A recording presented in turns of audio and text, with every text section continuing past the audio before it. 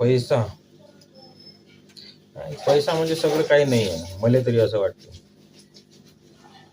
आता काही जणांना कसं वाटतं पैशाच्या संदर्भात, त्याला वाटतं पैसा आहे तर भाऊ बहीण आहे, नातेवाईक आहे, रिश्तेदार आहे, पैसा आहे तर तब्येत आहे, पैसा आहे तर शिक्षण आहे, पैशानं प्रत्येक गोष्ट घेता येते बा असं त्यांना वाटते.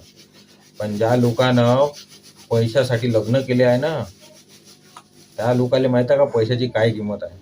आता त्याच्या जीवनात आर्थिक सुख आहे, जे मानसिक सुख पाहिजे असते ते सुख त्यांच्या जीवनात नसते. जे जीवन जगण्यासाठी सुख आवश्यक असते ते सुख त्यांच्याजवळ नसते. पैशानं सगळं काही नाही घेता येत. ज्याचं शिक्षण राहिलं आहे, त्याचं वय निघून गेलं आहे, त्याला विचार पैशाची काय किंमत आहे म्हणून. कारण का पैशानं गेलेला वेळ विकत नाही घेता येत. पैसा सगळं काही नाही आहे. एक वेळा गेलेला विश्वास विकत घेता येत नाही.